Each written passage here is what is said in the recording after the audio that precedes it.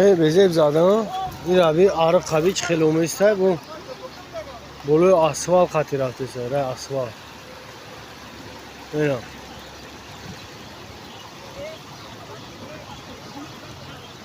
قشلق خبیج